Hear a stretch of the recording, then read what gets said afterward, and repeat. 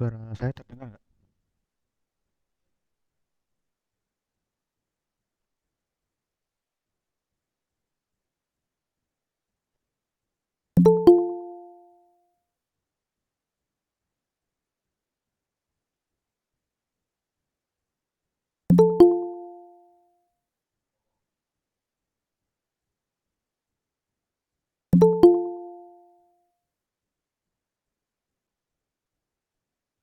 Halo, Assalamualaikum.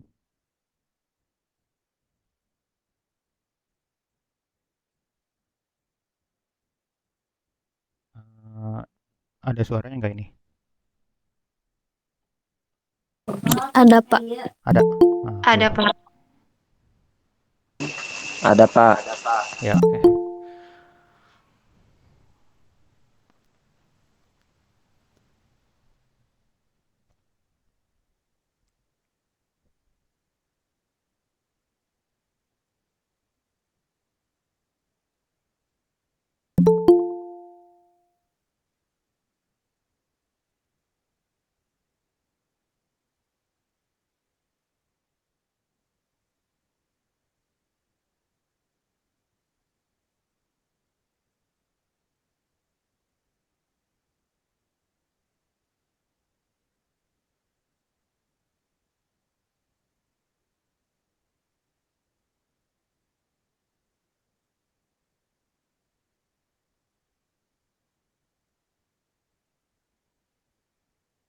Ya, Assalamualaikum warahmatullahi wabarakatuh.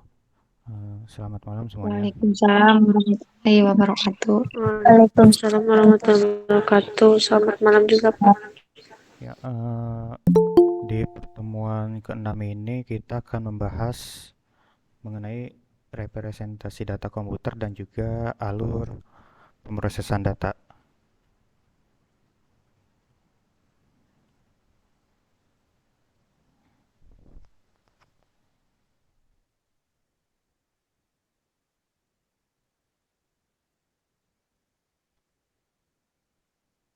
Di sini representasi data komputer itu yang pertama itu ada data.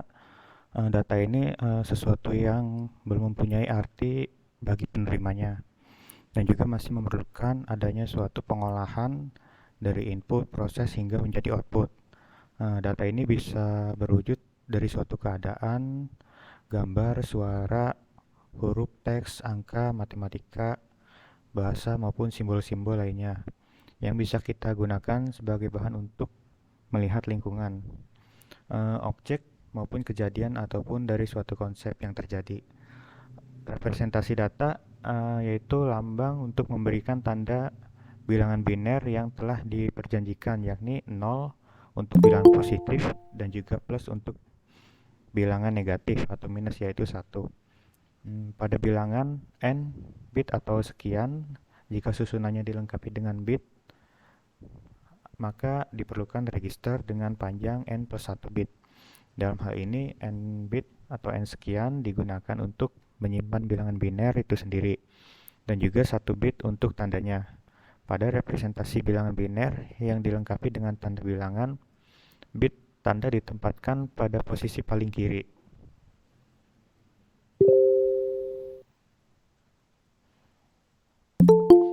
Yang kedua yaitu tipe data. Di setiap bahasa pemrograman maupun lainnya disediakan berbagai jenis tipe data, yaitu untuk menentukan tipe data yang tepat sesuai dengan karakteristik data yang akan kita olah. Nah, ini akan menjadikan sebuah program yang dapat dieksekusi secara efektif.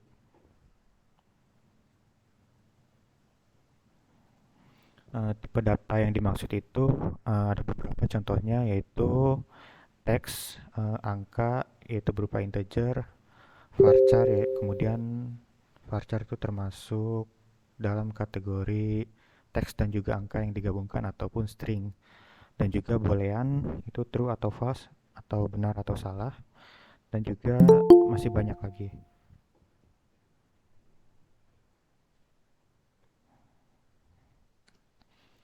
Kemudian di sini ada beberapa jenis-jenis tipe data. Yang pertama itu integer. Di sini integer yaitu data yang numerik yang tidak mengandung pecahan dan disajikan dalam memori komputer sebagai angka bulat yang mengacu pada objek data dengan range minus 32.768 sampai dengan 32.767. Ini yang positifnya. Nah, operasi yang dapat dilaksanakan yaitu ada penjumlahan, pengurangan, perkalian, pembagian, dan juga pemangkatan. Kemudian operasi integer itu juga disebut sebagai operasi biner atau arithmetic operator, yaitu operasi yang bekerja terhadap dua integer atau operand. Sedangkan operator yang mempunyai satu operand disebut unir, negasi, atau not. Selain itu juga ada operasi tambahan yang disediakan oleh bahasa pemrograman tertentu, yaitu yang pertama ada mod. Ini itu sisa hasil pembagian bilangan. Misalnya 10 dibagi 3. Nah, itu ada sisanya 1. Nah, itu bisa disebut sebagai mod. Kemudian div yaitu hasil pembagian bilangan.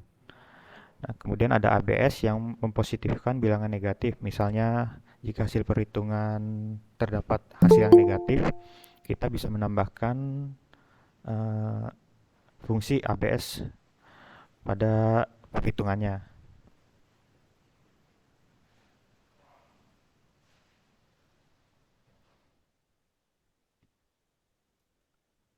Kemudian ada SQR yaitu untuk menghitung nilai akar dari bilangan penulisan di dalam bahasa pemrograman Pascal, yaitu var atau variabel a sama dengan integer. Kemudian ini bilangan real atau representasi tipe data real. Nah, di sini yaitu data numerik yang mengandung pecahan yang digolongkan dalam jenis data real, yaitu floating point. Kemudian operasi yang berlaku pada bilangan integer juga berlaku pada bilangan real. Selain itu ada operasi lainnya, yaitu seperti contohnya salah satunya itu integer yang membulatkan bilangan real. Misalnya kita memasukkan data itu 34,67. Nah, itu ketika tipe datanya integer, itu maka hasilnya 34 itu akan dibulatkan. Yang dibulatkan itu yang diambil itu angka depannya, angka sebelum koma.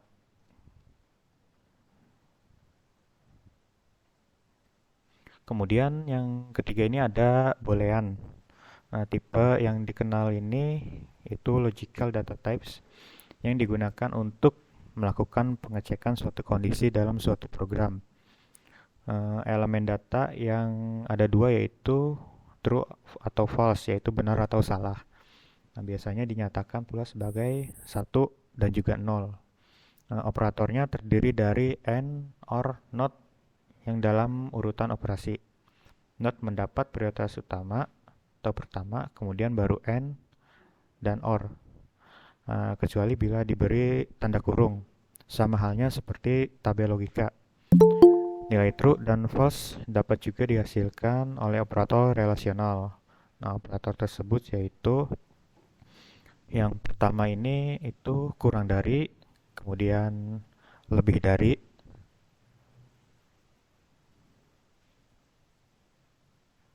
dan juga ini kurang dari sama dengan atau lebih dari sama dengan, selanjutnya sama dengan, ini antara ya kalau yang ini, kemudian sama dengan. Nah, misalnya ini 6 kurang dari 12 atau 6 lebih kecil dari 12, apakah benar? Kalau sesuai hasilnya maka true. Nah, kemudian kalau ini A dan juga di antara A ini atau between, nah ini tidak sama nih hasilnya, maka false. Yang keempat ini ada karakter dan juga string. Tipe karakter yang mempunyai elemen sebagai berikut yaitu 0, 1, 2, 3 itu angka, kemudian A, B, C sampai Z itu huruf, itu gabungan angka, huruf, dan juga simbol-simbol itu termasuk ke dalam tipe data string atau karakter. Contohnya itu ini ada misalnya berisi AB1 atau A1B, 1AB dan juga seterusnya.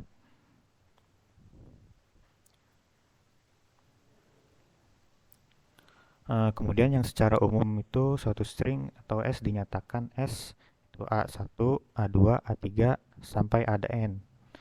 Nah, kemudian panjang dari string ini dilambangkan S atau N atau length ini S sama dengan N yang dimana N ini itu mempunyai banyak karakter pembentuk string. Untuk string 0 itu dinyatakan sebagai 0 dan untuk blank spasi itu dinyatakan sebagai 1. Nah, ini dalam hitungan kalkulasi representasi bilangan biner.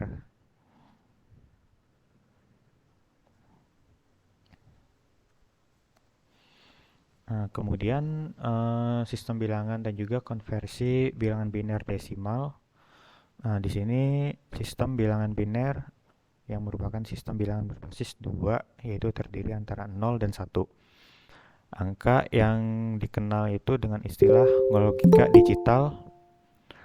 Kemudian setiap digit dalam sistem bilangan biner disebut bit atau binary digit. 8 buah bit disebut byte yang kemudian unit penyimpanan terkecil pada sebuah komputer.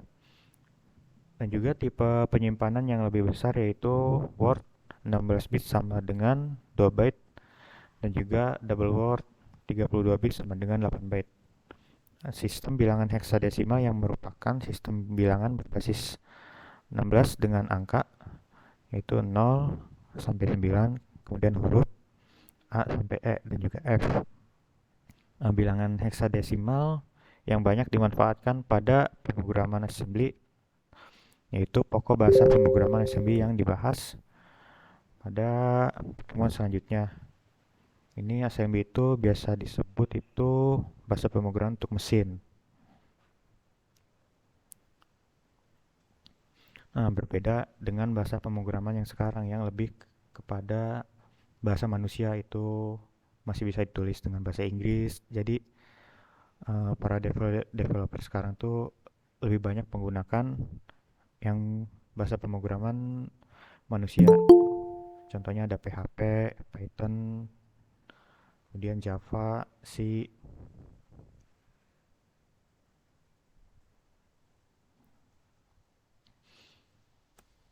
Nah, selanjutnya di sini adalah contoh konversi bilangan biner dan juga desimal atau dari bilangan desimal kepada bilangan biner.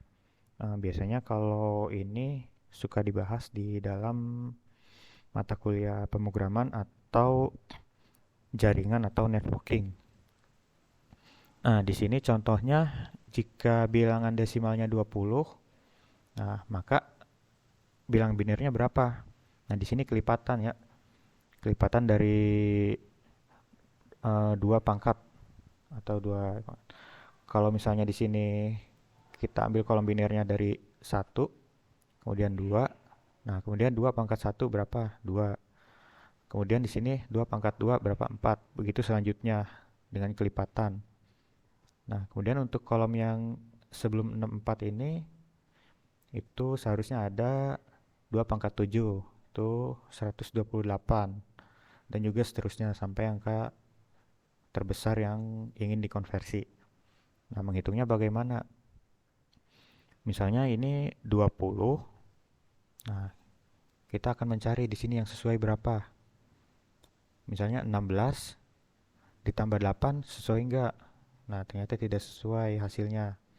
Nah, kalau 16 ditambah 4 sesuai, maka hasilnya 20. Nah, jadi yang benar itu di angka 16 dan juga 4. Nah, jadi bilang binernya itu 1, 0, 1, 0, 0. Nah, misalnya untuk angka 30 desimalnya, bilang binernya berapa? Nah, di sini 16 tambah 8 tambah 4 tambah 2. Kita hitung berapa? 16 tambah 8, 24. Kemudian 24 tambah 4 hasilnya 28 ditambah 2 30. Nah, karena yang satu tidak tidak sesuai atau tidak memenuhi, nah maka ditulis 0 binernya. Kalau yang memenuhi ditulis 1. Seperti itu.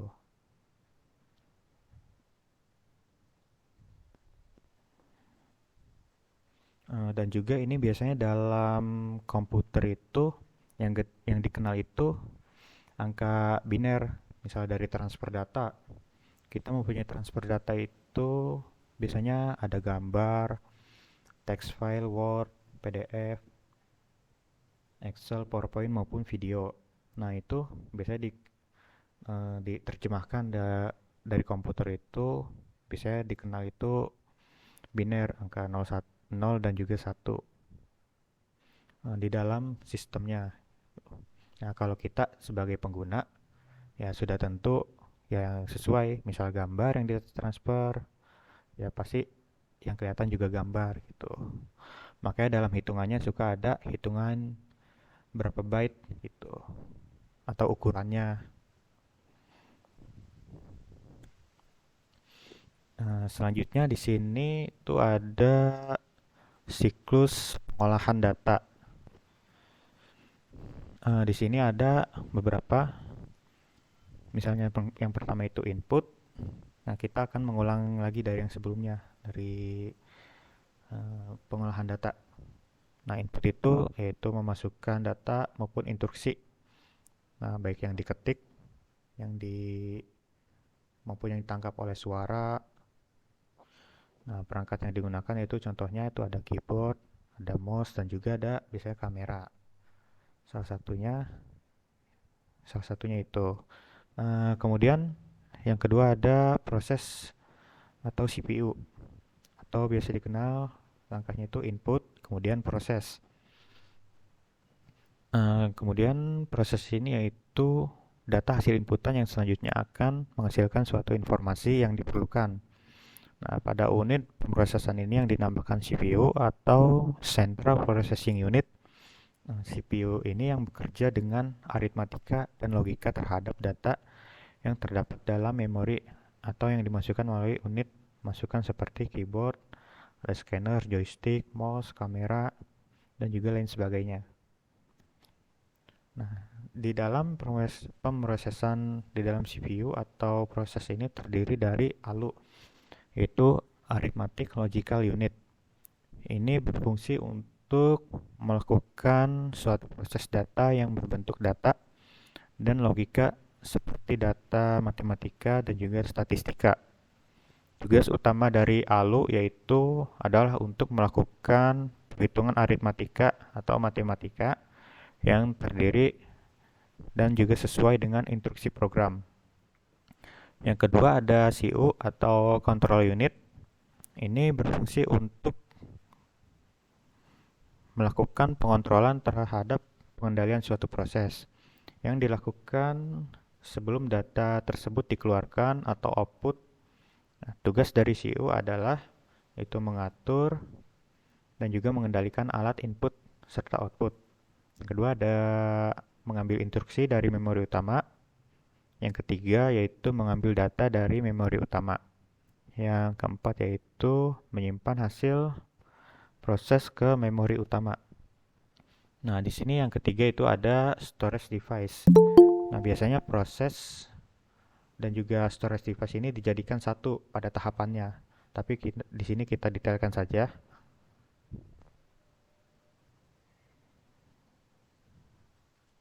Ya, storage device ini itu mempunyai penyimpanan yang dibagi dua, yaitu internal dan juga eksternal. Internal ini yaitu memori yang secara langsung dapat diakses oleh prosesor secara langsung. Contohnya itu ada register. Ini merupakan jenis memori yang terdapat pada prosesor dan sebagai memori internal prosesor. Kemudian yang kedua ada cache memory. Ya, ini merupakan memori yang dapat meningkatkan kecepatan komputer yang dikatakan sebagai memori perantara atau penghubung. Yang ketiga yaitu ada main memory. Nah, memori ini masih terdiri lagi dalam beberapa jenis, yaitu yang pertama ada RAM, atau random access memory yang berupa instruksi atau memori sementara yang disimpan ketika komputer sedang beroperasi.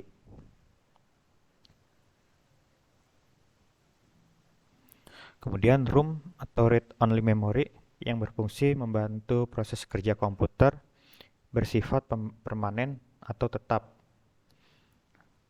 Nah, yang ketiga ini yaitu BIOS atau Basic Input Output System. Ini dilakukan pada saat melakukan proses booting. Nah, ini biasanya kita ketika menghidupkan komputer maupun laptop, nah biasanya suka muncul BIOS, entah itu logo BIOSnya atau dari produsennya ataupun dari merek si laptopnya. Biasanya laptop sekarang loading BIOSnya menampilkan logo atau nama dari laptopnya tersebut yang sama.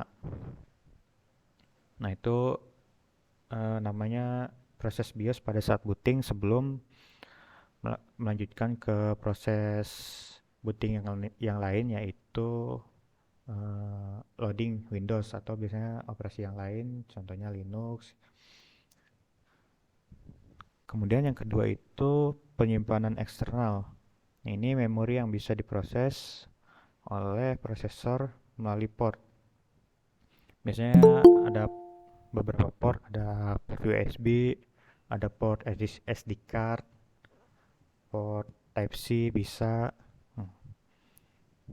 Nah, sekarang memang sudah banyak memori-memori tambahan atau storage. Jika memori internal itu kurang atau kita merasa tidak cukup, nah kita dapat menambahkan memori eksternal yang tentunya bisa di plug and play atau dicolok cabut sesuai kebutuhan saja.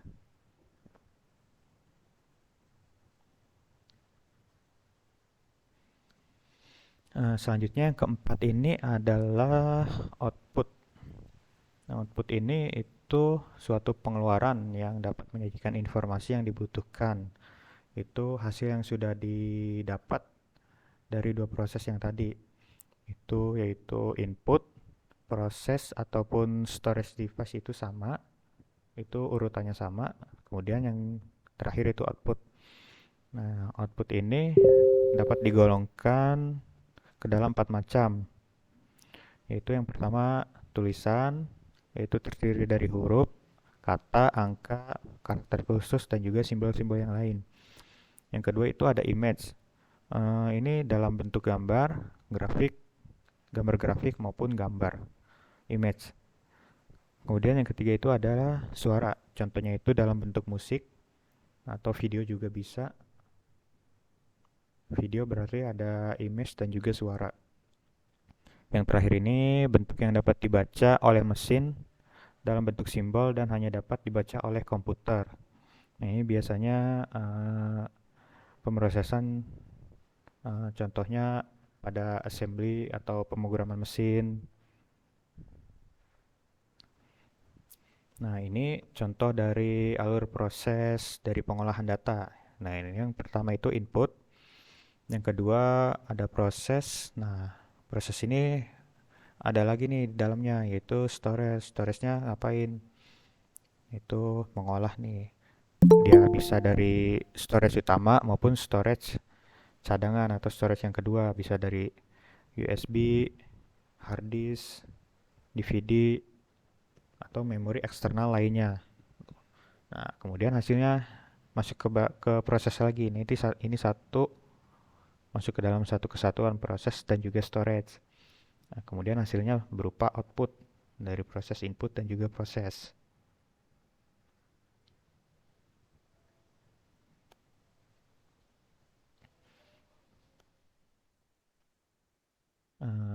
Sampai sini ada yang ingin ditanyakan?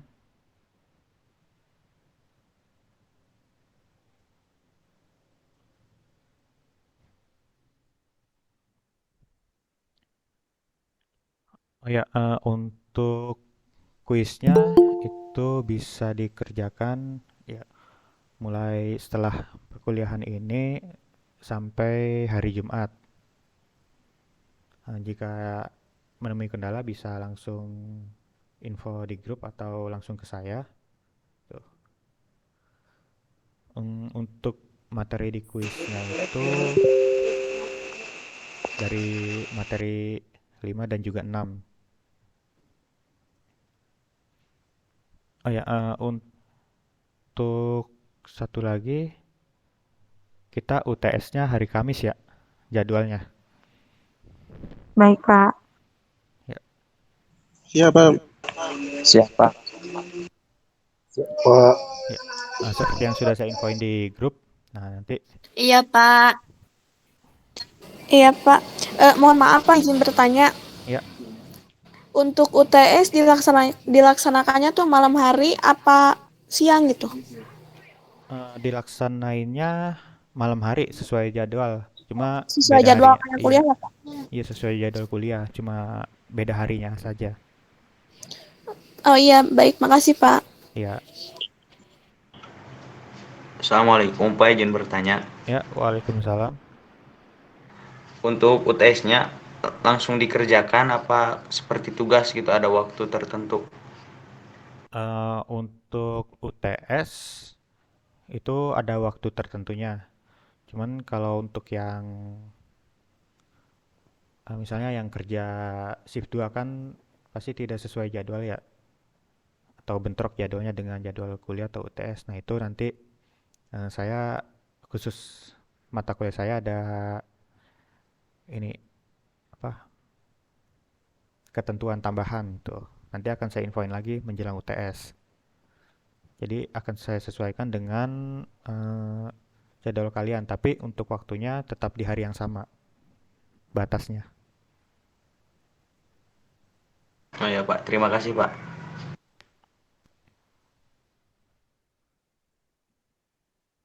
Ya, kalau untuk kisi-kisi soalnya itu saya akan ambil dari PowerPoint atau PPT dari materi pertama sampai ke 6. Jadi tetap yang berada di dalam materi, tidak ada yang di luar materi. Mungkin kecuali kalau ada tambahan seperti gambar-gambar.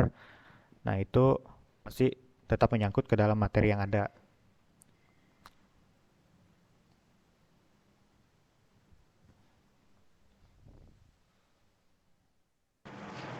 Biasanya esai apa pilihan ganda, Pak, kalau kuliahan? Soalnya nggak tahu, Pak. Kalau perkuliahan sih biasanya esai sih, biasanya esai, tapi ada juga yang digabung antara pilihan ganda dan juga esai. Misalnya ada yang pilihan gandanya itu 30, kemudian esainya 5. Seperti itu. Ada yang misalnya kalau full esai, biasanya esainya rata-rata itu 10.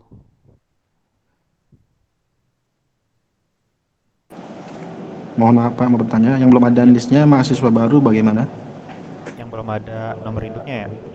Iya, betul. Yang belum ada nomor induknya mungkin pakai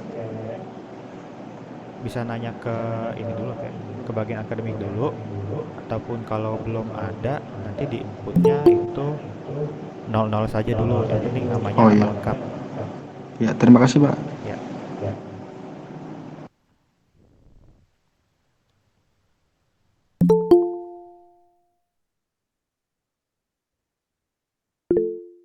ya silakan. Ah, Pak, maaf. ya, Kalau yang pas UTS-nya tuh dilihat sama dosennya atau enggak gimana?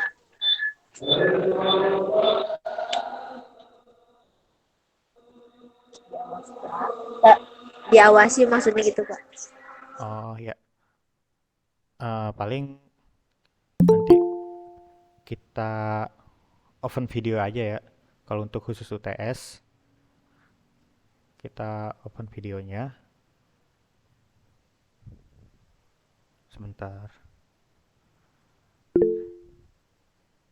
Oh iya, Pak. Terima kasih. Ya, oke.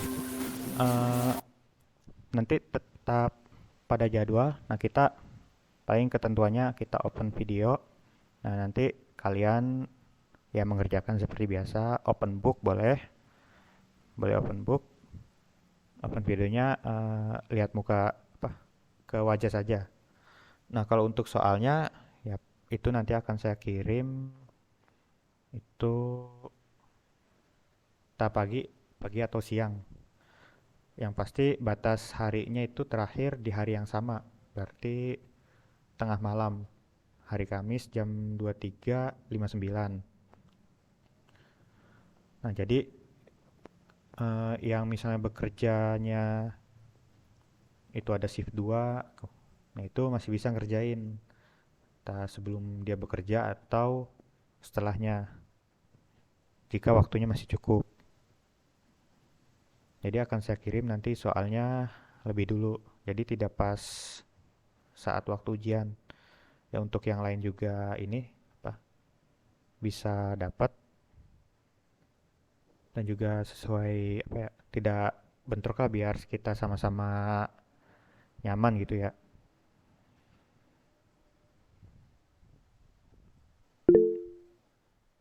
Ya, silakan.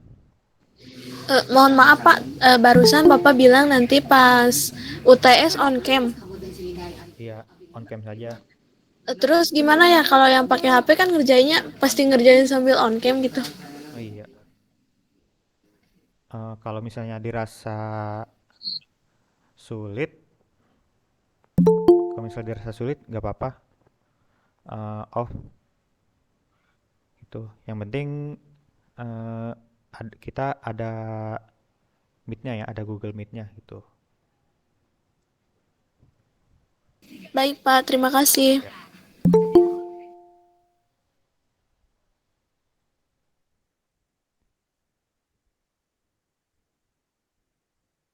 Ada lagi yang mau ditanyakan? Misalnya untuk seputar UTS.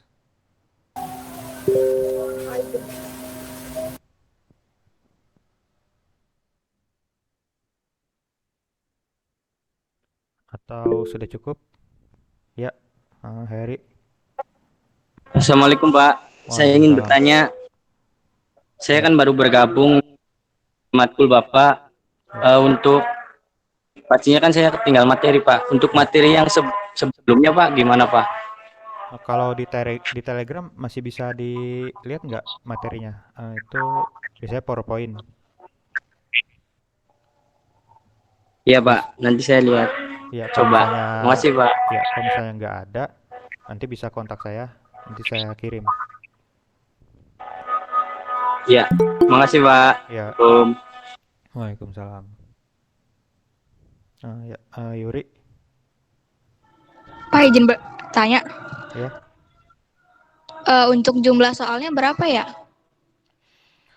Jumlah soal kalau soalnya saya buat Itu esai, kan belum, nanti baterai yang akan posting. ya. Kalau esai itu 10, kalau pilihan ganda dan esai, pilihan gandanya 30, esainya 5. Itu di antara dua itu. Baik Pak, terima kasih. Ya, ya ada lagi. Ana, Assalamualaikum. ya Pak, Waalaikumsalam. maafkan tadi tuh kalau yang pakai HP off kamera ya Pak. Iya, Terus berarti layarnya dibuka gitu Pak. kalau agak sulit, ya nanti kita kondisikan lagi ya. Oh iya Pak. Yang utama Terima kita kasih. harus ada meet dulu gitu untuk kehadiran.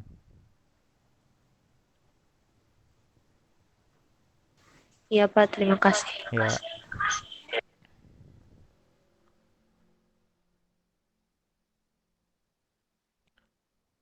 ada lagi yang ingin ditanyakan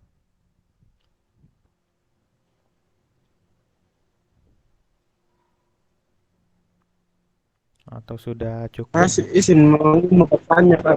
Iya, silakan. Pak ingin mau bertanya.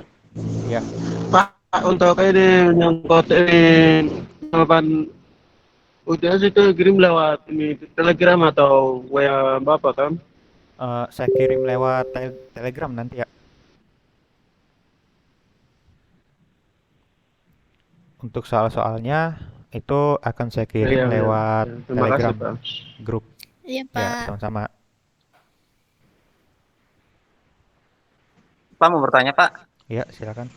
Ya, terima kasih, Pak. Tadi saya kurang itu Pak. Jadi ketinggalan info. Iya. Waktu UTS-nya itu apa gimana ya Pak ya kalau misalnya yang bekerja gitu. Oh ya. Maaf tadi kurang ini. Ya.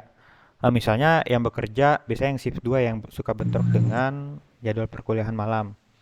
Nah, itu Oke, Pak. nanti akan saya kirim soalnya di grup Telegram itu insya Allah hari Kamis paginya sesuai jadwal ujiannya hari Kamis pagi. Nah, itu kalau kalian ingin mengerjakan lebih dulu silakan ataupun nanti silakan yang tapi batas maksimalnya itu di hari yang sama. Jadi Kamis malam batasnya itu. Jadi kalau yang bekerja boleh mengerjakan sebelum ujian atau setelahnya. Berarti kan setelahnya itu nanti dia pulang bekerja, berarti masih malam masih ada waktu, misal sekitar 1 jam 2 jam. Nah itu kalau dia sempat, nah nanti dia ngerjain. Gitu. Oh ya Pak, terima kasih ya Pak. Ya.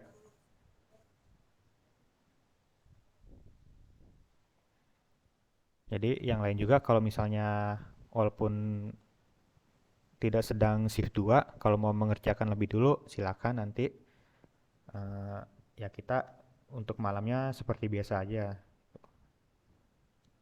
Ya formalitas saja gitu. Ya. Bapak mohon maaf izin bertanya. Iya. Ulangannya pakai Google Chrome ya Pak? Atau gimana? Google Chrome sambil buka Google Meet gitu ya Pak? Apa gimana Pak? Terima kasih. Ya.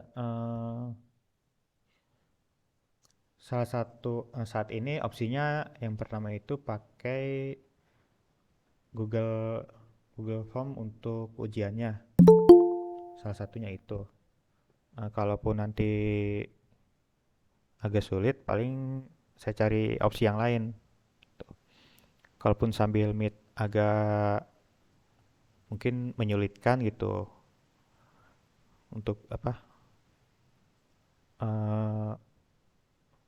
Misal untuk balik ke Meet atau ke soal ujiannya, ya paling nanti saya atur opsi yang lain untuk ini biar lebih mudah. Baik Pak, terima kasih. Ya.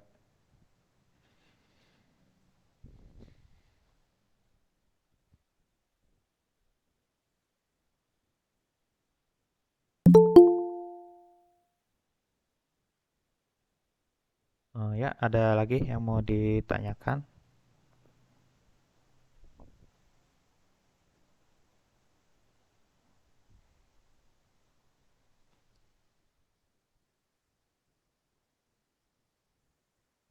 Atau sudah cukup?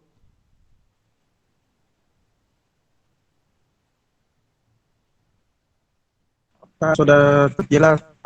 Ya, oke. Kalau gitu perkuliahan malam ini kita cukupkan. Sampai ketemu minggu depan di UTS.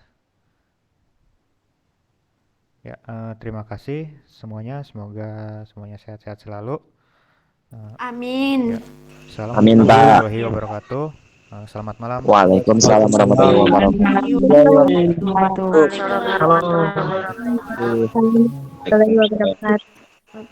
Waalaikumsalam warahmatullahi wabarakatuh. Halo.